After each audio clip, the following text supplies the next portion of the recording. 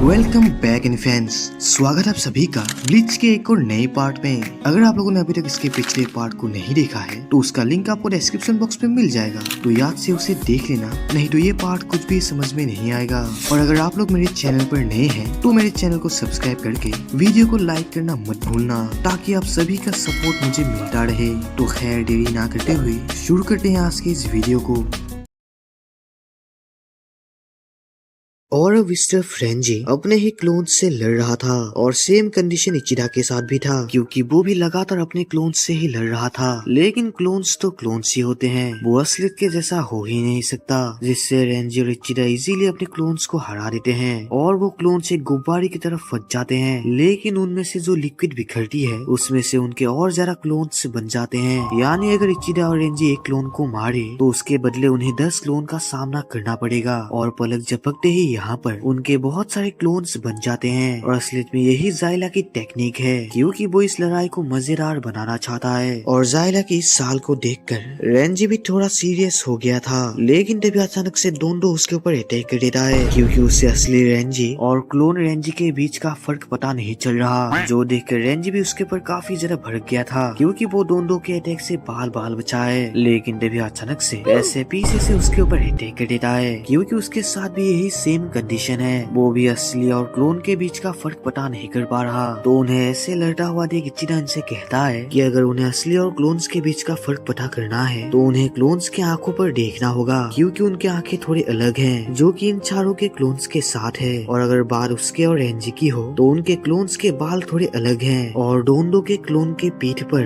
काले धब्बे नहीं हैं, जो कि असली डोंडो के पीठ पर है। और सबसे बड़ा डिफरेंस तो पैसे के साथ है, क्योंकि पैसे का क्लोन पैंट पहनता है और असलियत में पैसे तो शड्डी ही पहनता है। और इचिडा की बातें बिल्कुल सही थी, जो देखकर रेंजी को लगता है कि जरूर जाइला एक बेवकूफ ही होगा, क्योंकि उसने क्लोन्स बनाने में इतनी बड़ी गलती जो कर दी। लेकिन तभी जाइला इन्हें कहता है कि वो बेवकूफ नहीं है और उसने कोई गलती भी नहीं की। असलियत में उसे दोनों के पीठ के धब्बे और पैसे की चड्डी अच्छी नहीं लगती, इसलिए उसने ये चेंज कर दिया। ये सुनकर रेंजी भी हैरान होता है, क्योंकि आखिर कोई भला क्लोन्स के डिजाइन को क्यों बदलेगा, क्योंकि क्लोन्स तो हूबहू कॉपी होते हैं। और रेंजी ये सब सोच ही रहा था कि तभी उसके सभी क्लोन्स उसे चारों तरफ से घेर के उसके ऊपर अटैक कर देते हैं। लेकिन रेंजी से आसानी से बच गया था और फिर वो बिना सोचे समझे डायरेक्ट अपने बांखाई को रिलीज कर देता है, जो देखकर इचिडा उसे ऐसा करने के लिए मना करता है, क्योंकि अगर वो ऐसा करेगा तो उसके क्लोन्स भी ऐसा ही करेंगे। और होता भी यही है, उसके सभी क्लोन्स एक एक करके अपने बांखाई को रिलीज करने लगते हैं, जिससे वहाँ पर एक तगड़ी एनर्जी रिलीज होती है और एक जबरदस्त ब्लास्ट से पूरा हॉल टूट जाता है। असलियत में ये रेंजी का एक प्लान था कि अगर वो अपने बांखाई को रिलीज करेगा तो उससे एक तगड़ी एनर्जी रिलीज होगी, और अगर उसी एनर्जी को एक साथ 10 या 20 लोग यूज करे तो एनर्जी की क्वांटिटी काफी ज्यादा बढ़ जाएगी और वहाँ पर एक ब्लास्ट हो जाएगा।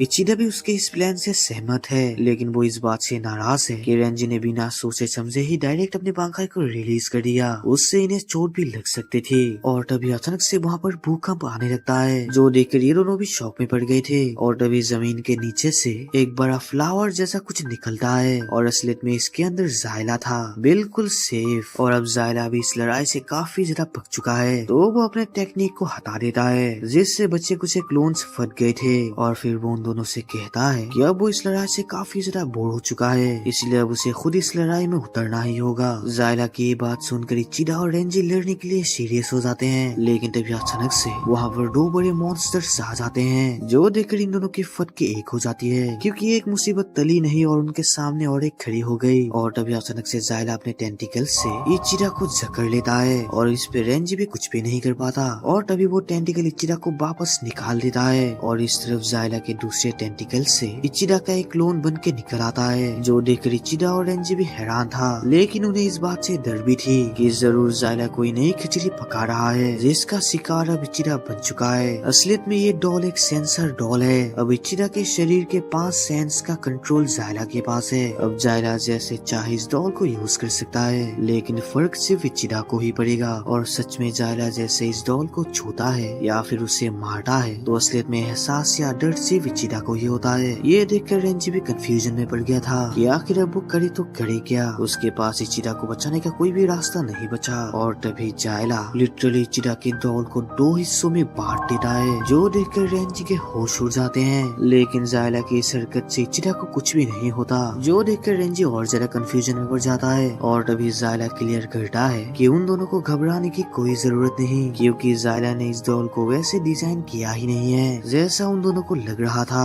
असलियत में उसने इस डॉल का कंट्रोल इन छोटे पार्ट्स में रखा है, और ये छोटे छोटे पार्ट्स इचिरा के बॉडी के एक एक पार्ट्स को कंट्रोल करती है। और फिर जायला एक छोटे पार्ट को निकालता है जो कि पेट का हिस्सा था, और फिर वो इस पार्ट को तोड़ देता है। और लिटरली भाई इसका इफेक्ट सीधा इचिरा के ऊपर होता है, जो कि इस घाव से उल्टियाँ कर रहा था। और जायला की इस हरकत से रेंजी काफी ज्यादा भड़क गया था, जो सीधे उसके ऊपर टूट पड़ता है। लेकिन जायला अपने टेंटिकल से उससे भी निकलवा के उसका भी एक डॉल बना लेता है। यानी अब इचिरा और रेंजी का मौत का कंट्रोल टोटली जायला के पास आ चुका है, और अब वो जब चाहे इचिरा और रेंजी को मार सकता है। और इस तरफ हम नोतोरा को देखते हैं, जो चिल्लाते हुए नल से कहता है कि अब नल को क्या लगा कि अब एस्परा की रैंकिंग सेम वैसे ही है जैसे पहले थी। अब एस्परा की रैंक में काफी ज्यादा बदलाव आ चुका है, सभी एस्परास अपग्रेड हो चुके हैं, सबका रैंक इंक्रीज कर दिया गया है। और नल भी चुपचाप उसकी बातें सुन रही थी। लेकिन तभी जायला उसके ऊपर टूट पड़ता है, और नल भी उससे लड़ने लगती है।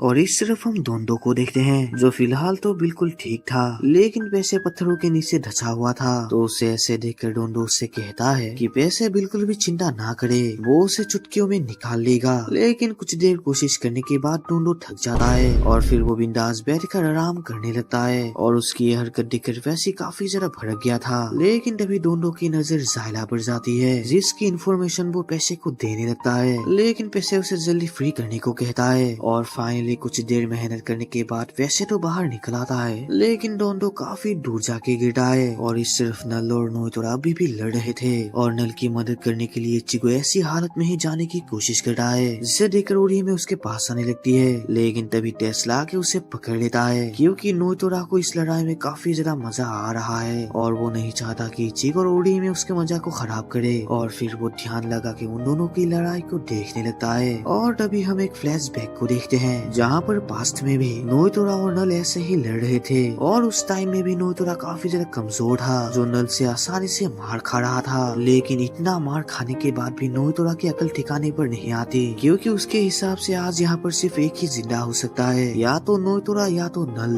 लेकिन नल ऐसा करना बिल्कुल भी नहीं चाहती, वो नोतोरा को मारना नहीं चाहती, और ऊपर से उसके पास कोई वजह भी नहीं है जिससे वो नोतोरा को मारे। तो ये सुनकर नोतोरा काफी ज्यादा भड़क गया था। लेकिन नल उससे कहती है कि नोतोरा एक जानवर है, वो उसे एक योद्धा नहीं मानती, और नोतोरा तो उसके ओपोनेंट बनने के लायक भी नहीं है, तो वो किसी ऐसे को नहीं मार सकती जिसकी जिंदगी उसके लिए एक बोझ बन जाए। और फिर वो ये बोलकर यहाँ से जाने लगती है। और इन दोनों की लड़ाई को टेस्ला देख रहा था, और फिर वो नोतोरा से पूछता है कि आखिर वो नल को ही क्यों हराना चाहता है। यहाँ तो उससे लड़ने के लिए और भी एस्परास हैं। तो इस पे नोतोरा बिल्कुल रेज मूड में कहता है कि उसे नल बिल्कुल भी पसंद नहीं, और वो नहीं चाहता कि लड़ाई के मैदान में एक औरत मर्दों से आगे रहे। और अब सीन प्रेजेंट में शिफ्ट होता है, जहाँ पर ये दोनों अब भी लड़ ही रहे थे। और लड़ते हुए नोतोरा नल को पास्ट की बात याद दिलाता है कि क्या नल को याद है उसने नोतोरा को एक बार जानवर बोला था। उसने ये कहा था कि नोतोरा उसके ओपोनेंट बनने का लायक ही नहीं है। और ये सब बातें धीरे धीरे नल को याद आने लगती है। और तभी फिर से हम एक फ्लैशबैक को देखते हैं, जहाँ पर नल पैसे और डोंडो को डिनर के लिए ढूंढ रही थी, लेकिन वो उसे कहीं नहीं मिल रही। और इससे हमें यही पता चलता है कि पैसे और डोंडो बहुत पहले से ही नल के साथ है, और वो उन दोनों को ढूंढ ही रही थी कि तभी यहाँ पर नोतोरा आ जाता है, और नल से पूछता है कि क्या नल किसी को ढूंढ रही है। लेकिन नल उसके बातों को इग्नोर करती है। लेकिन तभी अचानक से वहाँ पर एक धमाका हो जाता है, जिससे नल भी सीरियस हो गई थी। और तभी हम धमाके के अंदर पैसे और डोंडो को देखते हैं, जिनकी हालत बहुत ज्यादा बुरी थी, और ऊपर से उनके मास्क भी टूटे हुए थे। और इन दोनों की ऐसी हालत देखकर नल तो शॉक में पड़ जाती है, और नोतोरा से पूछती है कि क्या ये काम नोतोरा ने किया, क्या उसने डोंडो और पैसे के मास्क को तोड़ दिया। और इस पे नोतोरा भी एग्री करता है, क्योंकि ये काम उसने ही किया, क्योंकि उसने अब नल को उसके साथ लड़ने की एक वजह दे दी। उसने नल के साथियों को बुरी तरीके से मारा ताकि नल गुस्से में आ जाए और उससे लड़े। और सच में नल अब काफी ज्यादा भड़क गई थी, जो सीधे नोतोरा से लड़ने लगती है। और नोतोरा भी अपनी पूरी ताकत लगा के नल से लड़ने लगता है, लेकिन नल अभी नोतोरा से काफी ज्यादा ज्यादा ताकतवर थी, जिससे उसे नल से लड़ने में काफी ज्यादा दिक्कत होती है। लेकिन तभी अचानक से नोइतोरा एक अलग टेक्निक को इस्तेमाल करके वहाँ से गायब हो जाता है, जो देखकर नल भी काफी ज्यादा शौक में पड़ गई थी। और पलक झपकते ही नोइतोरा नल के सिर पर अटैक कर देता है, जिससे नल का होलो मास्क टूट गया था और उसका सिर भी काफी ज्यादा इंजर्ड हो गया था, जिससे वो वहीं पर गिरकर बेहोश हो गई। और फिर कुछ देर बाद वो नल को फेंकने के लिए मैंशन के बाहर आ जाता है और बेहोश नल को सुनाने लगता है कि लड़ाई में फर्क सिर्फ जीत और हारने से पड़ना चाहिए, ना कि किसी वजह से। और तभी यहाँ पर जायला भी आ जाता है और हमें पता चलता है कि नोइतोरा ने जिस नई टेक्निक का इस्तेमाल किया था नल को मारने के लिए, वो असलियत में जायला की डिवाइस का कमाल था।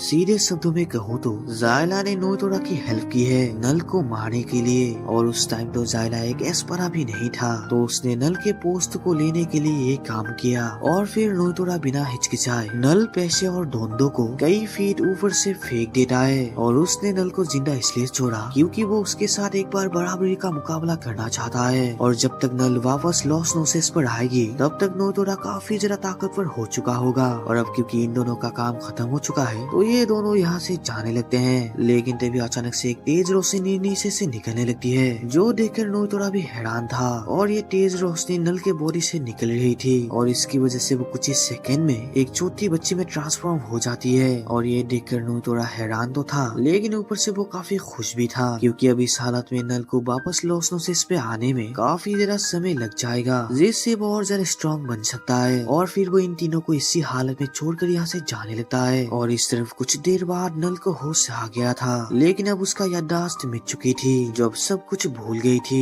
उसे डोंडो और पेशे तक को याद नहीं था कि आखिर वो दोनों कौन थे। और पेशे और डोंडो नल की ऐसी हालत देखकर समझ गए थे कि अब उनकी मास्टर नल पहली नल नहीं रही, वो अब सब कुछ भूल चुकी है। और अब उन दोनों के पास सिर्फ एक ही रास्ता है, जो थी नल को प्रोटेक्ट करना, चाहे इसके लिए उन दोनों को अपनी जानें क्यों ना गंवाना पड़े, क्योंकि अब वो नल को और दुख में नहीं देख सकते। और अब उन दोनों को ही नल को नोइतोरा और जायला पुरुष से बचाना होगा। तो वो दोनों नल को प्रोटेक्ट करने का कसम खाते हैं। और भाई ये दोनों कसम से कितने कूल लग रहे हैं यार, बातें भी इतनी तगड़ी तगड़ी कर रहे हैं, मैं बता भी नहीं सकता। अब तक तो सिर्फ हमने इन दोनों की फनी पर्सनैलिटी देखी थी, लेकिन सीरियस पर्सनैलिटी अब देखी है। खैर अब सीन प्रेजेंट में शिफ्ट होता है, जहाँ पर जायला ने रेंजी की हालत खराब कर दी थी, क्योंकि जायला ने रेंजी के शरीर के आधे अधूरे हिस्से तोड़ दिए हैं। लेकिन इसके बाद भी रेंजी उसके ऊपर अटैक करने के लिए आगे बढ़ा है, तो ये देखकर जायला फिर से उसके एक पार्ट को तोड़ देता है, जो कि रेंजी का पैर था। लेकिन इतना सब होने के बाद भी रेंजी हार नहीं मान रहा था, और ये देखकर जायला उसके और एक पार्ट को तोड़ देता है, जो कि रेंजी का कमर था। और इससे रेंजी की हालत और ज्यादा बदतर हो जाती है। और अगर जायला ने रेंजी के शरीर के और एक हिस्से को तोड़ दिया तो शायद ही रेंजी जिंदा बच पाएगा। लेकिन तभी अचानक से एक लिक्विड आके जायला को हिट कर दी है, जिससे जायला को कोई भी फर्क नहीं पड़ा। लेकिन इस लिक्विड से रेंजी का डॉल जायला के हाथ से फिसल गया, जो तुरंत आके पेशे पकड़ लेता है। और असलियत में ये पेशे का इन्फिनिट सिल्क अटैक था। और इस तरफ डोंडो भी भागते हुए अपने मुंह को खोल लेता है, जिससे एक तेज रोशनी बाहर निकलती है। और भाई लिटरली उसके मुंह से बावा बावा निकल आता है यार, जो देखकर ये सब भी शौक में पड़ गए थे, क्योंकि उन्होंने तो बावा बावा को लॉस नोसेस के बाहर ही छोड़ के आए थे। तो अब वो यहाँ पर डोंडो के मुंह से कैसे आया? तो इस पे पैसे उसके पीठ पर चढ़ते हुए कहता है कि बावा बावा उनका एक साथी तो है ही, ऊपर से वो एक कॉम्बैट स्पिरिट बग है जो अपने शरीर को छोटे रूप में ट्रांसफॉर्म कर सकता है। और वो पहले से ही डोंडो के मुंह के अंदर था, लेकिन उन्होंने इसके बारे में नल और उन्हें नहीं बताया, क्योंकि उन्हें डर था कि इसकी वजह से कहीं नल की यादें वापस ना आ जाए, क्योंकि वो दोनों नल को लड़ाइयों से दूर रखना चाहते हैं। लेकिन अब ना चाहकर भी नल की यादें वापस आ चुकी है, तो अब उनका फर्ज बनता है कि वो नल की सुरक्षा करें। तो अब उन दोनों को ये सब छुपाने की कोई जरूरत नहीं। और फिर वो ये बोलकर जायला के ऊपर टूट पड़ा है। और इस तरफ नोइतोरा और नल अभी तक लड़ ही रहे थे, जिस पे दोनों ही एक दूसरे को बराबरी की टक्कर दे रहे थे। और नल को ऐसा धीमा पलटा हुआ देख नोइतोरा उसे ट्रोल करने लगता है। और अब नल भी नोइतोरा की हरकतों से काफी ज्यादा पक चुकी थी, जो अब सीरियस होकर लड़ने का मूड बना लेती है, क्योंकि अब वो अपने असली फॉर्म में आने के लिए रेडी थी। तो ब्लीच का ये कमाल का पार्ट यहीं पर खत्म होता है। बाय द वे अगर आप लोगों को ये पार्ट पसंद आया तो प्लीज वीडियो को एक लाइक कर देना और कमेंट में अपना रिव्यू जरूर बताना, और चैनल को सब्सक्राइब करना तो भूलना ही मत। मिलते हैं अगले और नए वीडियो में, तब तक के लिए बाय।